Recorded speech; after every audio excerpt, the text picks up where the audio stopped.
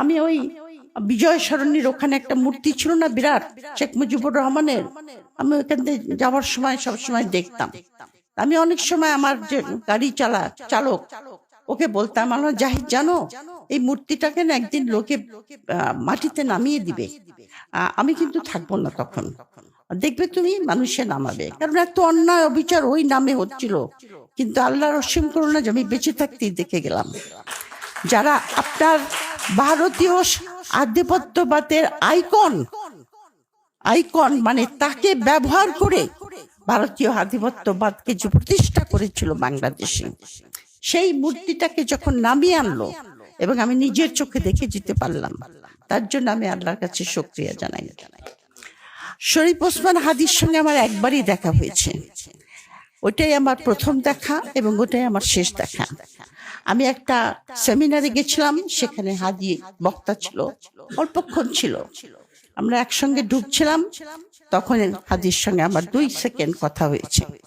কিন্তু হাদির সমস্ত কার্যকলাপ, অত্যন্ত দুঃখের বিষয় যে বিএনপির মহাসচিব ওনার নামটা বলতে পারছিল না, কিন্তু আমরা কিন্তু সেম তো বটি, এবং ইনকলাব মঞ্চের নামও বলতে পারছিল না, উনি বলছিলেন ইনসাফ পার্টি। তার মানে হলো যে ওনারা বলেন বৃহত্তর রাজনৈতিক দল, কিন্তু তারা ওসমান শরীফ হাদির কার্যকলাপ, তার আদর্শ, সে যে বাংলাদেশের বিনির্মাণে তার যে স্বপ্ন, যেটা জুলাই অভ্যুত্থানে আমাদের ছাত্র জনতা যেটা আমাদের স্বপ্ন দেখিয়েছে, এবং সেটার পথ নির্দেশনা যে হাদি যেভাবে করছিল, অর্ধপথে তার কাজ থেমে গেল, কিন্তু যে কথা হাদি বলেছে যে আমার সন্তান লড়বে, আমার সন্তানের পরে তার সন্তানরা লড়বে, তারা স্বাধীনতার পতাকা সমুন্নত রাখবেই।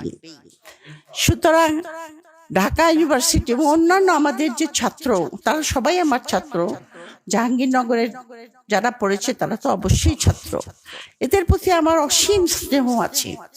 কারণ আফটার অল আমি একজন মা, এবং ওদের মধ্যে আমি আমার সন্তানদের ছায়া দেখি। এবং তারা এই যে আমাদের স্বাধীনতা হওয়ার পর থেকে 71-এর মুক্তিযুদ্ধের পর থেকে বাংলাদেশ যে একটা মুক্তিযুদ্ধের স্বপ্ন থেকে বিচ্যুত হয়ে পড়েছিল, এবং আমরা কোনো পথ খুঁজে পাচ্ছিলাম না। আমি ব্যক্তিগতভাবে, যেহেতু আমি অ্যাক্টিভিস্ট না, আমি লিখি, আমি ব্যক্তিগতভাবে আমি লিখেছি যে বিশেষ করে 2009 সাল থেকে শুরু করে শেখ হাসিনা যে ক্রমান্বয়ে একটা ফ্যাসিস্ট হয়ে উঠছে এবং দেশের সমস্ত গণতান্ত্রিক প্রতিষ্ঠানগুলিকে ভেঙে দিচ্ছে, এটা আমি বহু লেখায় লিখেছি, কিন্তু কোনো পথ খুঁজে পাচ্ছিলাম না।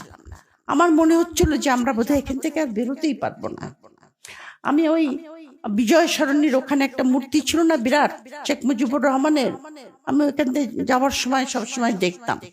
আমি অনেক সময় আমার যে গাড়ি চালক ওকে বলতাম, আমার জাহিদ জানো এই মূর্তিটাকে না একদিন লোকে মাটিতে নামিয়ে দিবে, আমি কিন্তু থাকবো না তখন, দেখবে তুমি মানুষে নামাবে। কারণ এত অন্যায় অবিচার ওই নামে হচ্ছিল, কিন্তু আল্লাহর অসীম করুণা যে আমি বেঁচে থাকতেই দেখে গেলাম যারা আপনার ভারতীয় আধিপত্যবাদের আইকন মানে তাকে ব্যবহার করে ভারতীয় আধিপত্যবাদকে যে প্রতিষ্ঠা করেছিল বাংলাদেশে, সেই মূর্তিটাকে যখন নামিয়ে আনলো এবং আমি নিজের চোখে দেখে যেতে পারলাম, তার জন্য আমি আল্লাহর কাছে শুকরিয়া জানাই। আর দ্বিতীয় কথা হলো আধিপত্যবাদটা কি? আধিপত্যবাদটা কিন্তু আপনার সরাসরি যারা ব্রিটিশ আমাদেরকে 200 বছর শাসন করেছে, ওই শাসনটা ছিল সরাসরি। যদিও আমাদের এখানে বেঙ্গলে, ইস্ট বেঙ্গলে আমরা কিন্তু ব্রিটিশের অধীনে ঠিক ছিলাম না, আমরা ছিলাম জমিদারদের শাসনে। সুতরাং আমাদের এখানে ব্রিটিশের ইনডিরেক্ট রুল ছিল, যার জন্য আমাদের এখানকার এলাকার লোকরা অত্যন্ত বঞ্চিত ছিল, অত্যন্ত অপ্রেস ছিল, অত্যন্ত দরিদ্র ছিল। হাসানুজ্জামান আরো ভালো বলতে পারবেন কি অবস্থা এখানে ছিল। আধিপত্যবাদ হলো আপনার যে বাইরের একটা শক্তি আপনার দেশের রাজনীতি, অর্থনীতি, সংস্কৃতি, প্রতিরক্ষা, মানুষের জনজীবন সবকিছুকে পরিচালিত করবে, যুদ্ধ করে নয়, অথবা সরাসরি নয়। তারা কি করবে?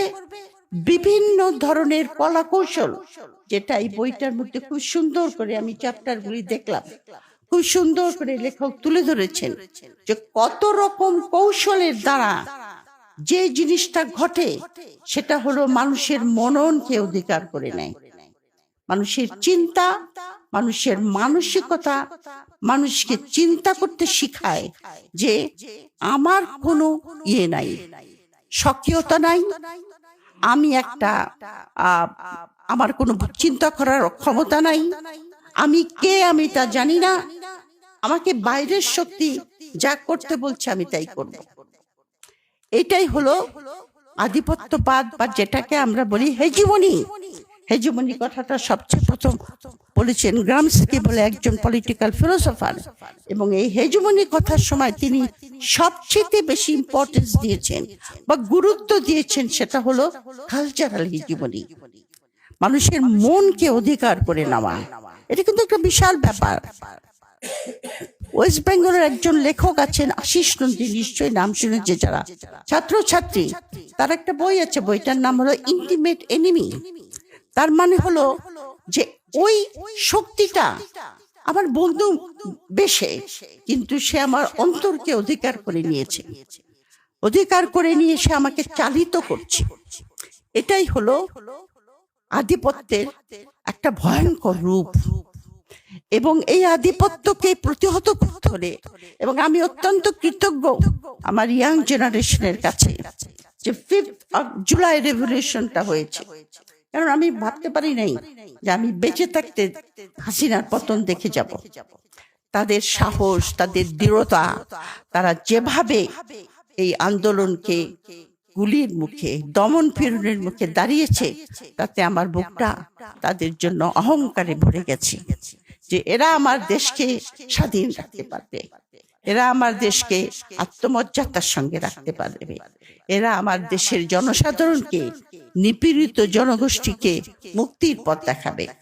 সবচেয়ে বড় জিনিস জুলাই আগতে ছাত্র জনতা করেছে, সেটা হলো বাংলাদেশ পাকিস্তানের অংশ ছিল সেই সময়ে এবং পরবর্তী পর্যায়ে is a post colonial state.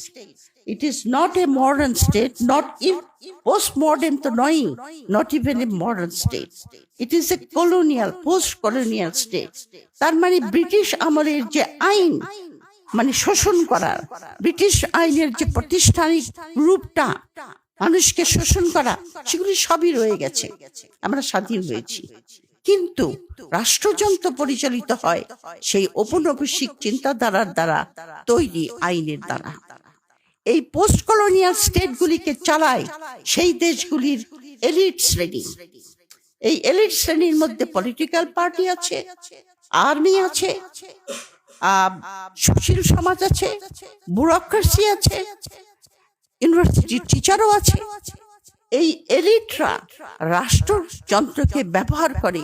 অবশ্য এলিটদের একটা অত্যন্ত ভালো রোলও আছে সভ্য দেশে এবং ডেমোক্রেটিক দেশে, যে এলিটরা বুদ্ধির বৃত্তি দ্বারা সেই দেশটাকে, যারা দেশ চালায় তাদেরকে ডিরেকশন দেয় বা পথ নির্দেশনা দেয়।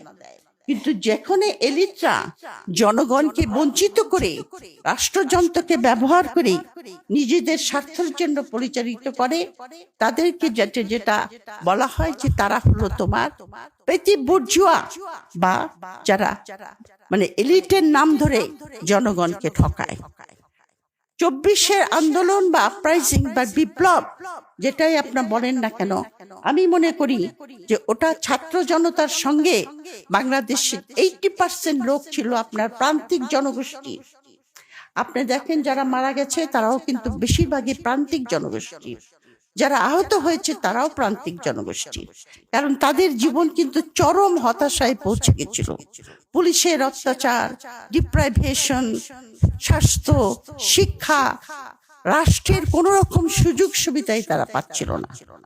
এই অভ্যুত্থানের দ্বারা ছাত্র জনতা বাংলাদেশের ওই এলিটকে আঘাত করেছে এবং তাদেরকে ভাঙতে চেষ্টা করেছে, এবং এখনো চেষ্টা করে যাচ্ছে। এলিটরা এখন পর্যন্ত কিন্তু তাদের অবস্থানকে সুদূরেই রেখেছে বলে আমি মনে করি। এলিটদেরকে আমরা ভাঙতে পারি নাই। এখন নির্ভর করবে, এবং ওসমান হাদি, শরীফ ওসমান হাদির, আমি তাকে ফলো করতাম, সেই যে কথাগুলি বলেছে যে কেমন করে আমরা বাংলাদেশকে সেই বিনির্মাণের পথে নিয়ে যাব, সেই কাজটা এখন অসমাপ্ত। সেই কাজটা তোমাদের করতে হবে, কিন্তু তোমাদের সঙ্গে আমাদের মতো লোকদেরকেও করতে হবে। কারণ আমরা আমাদের কাজ করতে চেষ্টা করেছি, কিন্তু আমরা সাকসেসফুল হই নাই, আমাদের সাফল্য আসে নাই। আমাদের জেনারেশনের কথা বলছি আমি। কিন্তু আমরা যারা যারা ছাত্র জনতা, ইয়াং গ্রুপ, আমি এদের কথা শুনলাম, অনেকে এখানে যারা বক্তব্য দিয়েছে, এবং আমি খুব ইমপ্রেসড হয়েছি তাদের কথায়, যে এই আধিপত্যবাদকে রোধ করতে হলে কি কি করতে হবে। কথাগুলি অত্যন্ত সুন্দর বলেছে, যে যে সমস্ত প্রতিষ্ঠানের দ্বারা আধিপত্যবাদ প্রতিষ্ঠা হয়েছে তার বিপরীতে আমাদের সেরকম প্রতিষ্ঠান গড়ে তুলতে হবে, কালচারাল, পলিটিক্যাল, হোয়াটএভার। সেটা কি কি করে কাউন্টার করতে হবে। সবচেয়ে বড় কথা, ভারতীয় আধিপত্যবাদ যে আমাদের এখানে প্রতিষ্ঠিত হয়েছে, সেটা ভারতীয়রা কার দ্বারা করেছে? আমার দেশের লোকদের দ্বারাই তো করেছে। হাসিনা যে ফ্যাসিস্ট হয়ে উঠেছে, হাসিনা কি একলা একলা ফ্যাসিস্ট হয়ে উঠেছে? হাসিনাকে সাহায্য করেছে ব্যুরোক্রেসি, হাসিনাকে সাহায্য করেছে মিডিয়া, হাসিনাকে সাহায্য করেছে আর্মি, সবচেয়ে বেশি সাহায্য করেছে আমাদের প্রাণপ্রিয় আর্মি। কিন্তু সেই জন্যই সে এখানে পৌঁছেছে। যখন বিডিআরের আপনার পিলখানার হত্যাকাণ্ড ঘটলো, সেটা কিন্তু ছিল বাংলাদেশের সার্বভৌমত্বের উপরে আঘাত। হাদির হত্যাকাণ্ডটাও কিন্তু আমাদের সার্বভৌমত্বের উপর আঘাত। কারণ অ্যাক্রস দি বর্ডার থেকে যদি কেউ এসে আমার দেশের লোককে মেরে যায় তাদের পলিটিক্যাল উদ্দেশ্যকে সফল করার জন্য, সেটা আমি মনে করব সার্বভৌমত্বের উপরে আঘাত হয়েছে। আমাদের পিলখানার সময় আঘাত হয়েছে, আমরা কিছু বলি নাই। শাপলা চত্বরে হয়েছে, আমরা কিছু বলি নাই। গুম হয়েছে মানুষ, আমরা কিছু বলি নাই। আজকে যারা প্রথম আলো আর ডেইলি স্টারের জন্য রাস্তায় দাঁড়িয়েছে, এই মুখগুলি অত্যন্ত চেনা। এরা নিজেদেরকে সুশীল বলে, আমি বলি এরা হলো ওয়েদার কক বা মৌসুমী সুশীল। মানে যখন তাদের এজেন্ডা সামনে আসবে, তখন তারা মানবাধিকার, হিউম্যান রাইটস, অমুক তমুক এগুলি বলে আসবে। কিন্তু প্রথম আলোর অফিসে আগুন দিয়েছে, আমি ভায়োলেন্সকে সাপোর্ট করছি না, কিন্তু আগে কি কাগজে আগুন দেওয়া হয় নাই? নয়া দিগন্তে কি আগুন দেওয়া হয় নাই? সংগ্রামের এডিটরকে দাড়ি চেপে, দাড়িতে বয়স্ক লোক, উনি তো মরেও যেতে পারতো, তাকে কি, তখন এরা কোথায় ছিল? এদেরকে এই কোশ্চেন করতে হবে। এরা কিন্তু আমাদের সকল মৌসুমী সুশীলরা, কিন্তু unfortunately, I may be wrong, যেটাকে আমরা বলি, হাসানুজ্জামান বলতে পারবে, তারা হলো ফিফথ কলামিস্ট বলি আমরা। ফিফথ কলামিস্ট মানে আমার দেশে বসে আমার দেশের বিরুদ্ধে কাজ করে, আমার দেশের নাগরিক পাশের দেশের হয়ে কাজ করে। তারা তো এতখানি পেনিট্রেশন করতে পারতো না যদি আমরা তাদেরকে সাহায্য না করতাম। সুতরাং আমাদের সামনে যে যুদ্ধ, সেই যুদ্ধটা কিন্তু বিশাল। এই যুদ্ধে আমি জানি না আমরা জিততে পারবো কিনা। আল্লাহর কাছে সবসময় প্রার্থনা করি, দোয়া চাই যেন আমরা জিততে পারি, এবং যদি জিততে না পারি তাহলে আমরা অন্ধকারে তলিয়ে যাব, সে বিষয়ে কোনো সন্দেহ নাই। আর একটা জিনিস আমাদেরকে প্রমাণ করতে হবে, যে আমাদের দেশের 90% উপর লোক মুসলমান, আমরা মুসলিম, কিন্তু আমাদের মধ্যে বিভিন্ন ভাবে আমি দেখি ইন্ডিয়ান হিস্ট্রি, তখন এটা তো হাসানুজ্জামান আমার যারা ইন্ডিয়াতে যে সমস্ত বিখ্যাত ঐতিহাসিক, ধরেন আর.সি. মজুমদার অথবা যদুনাথ সরকারের মতো লোকেরা, তাদের হিস্ট্রি পড়লে কি দেখা যায়? মুসলমানদের প্রতি ঘৃণা। অথচ যখন মোহর আলী ইতিহাস লেখে, তখন আমরা তাকে বলি কমিউনাল, কারণ সে মুসলমানের পক্ষে লেখে। এই যে একটা হীনমন্যতা আমাদের মধ্যে দিয়ে দিয়েছে।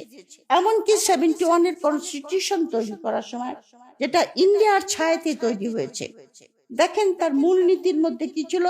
সেকুলারিজম। আচ্ছা, সেকুলারিজমের কথাটা লেখার কি দরকার? তার মানে বলতে চাচ্ছে যে আমরা সেকুলার না, সংবিধানে লিখতে হবে। অথচ ঐতিহাসিক ভাবে এখানকার জনগোষ্ঠী সেকুলার।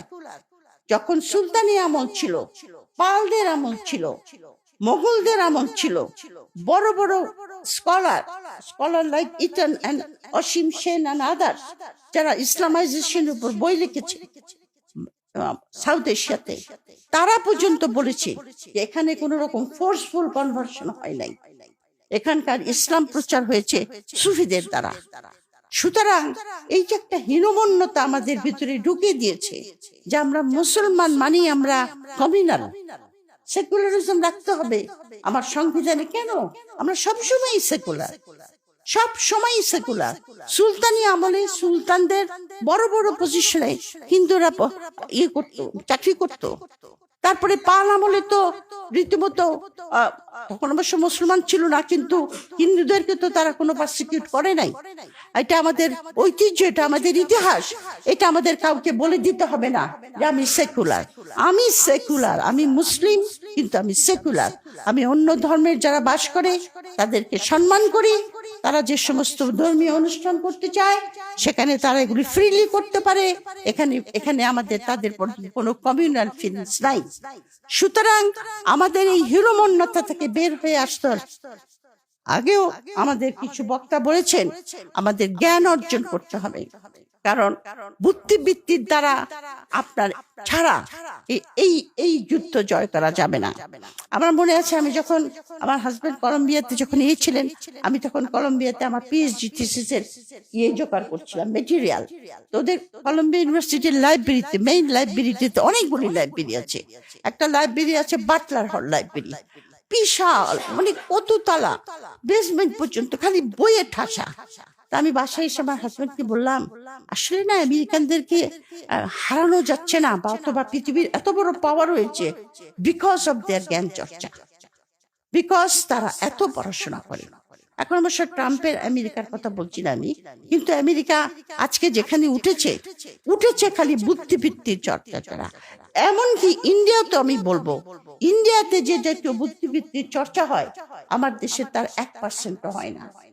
ইন্ডিয়াতে বহুত থিঙ্ক ট্যাঙ্ক আছে, বহুত স্কলার আছে, যারা ক্রমাগত ইন্ডিয়ার সিকিউরিটি, ইন্ডিয়ান নেশন, ইন্ডিয়ান এগুলি নিয়ে বুদ্ধিবৃত্তির চর্চা ছাড়া এই যুদ্ধে জয় করা যাবে না।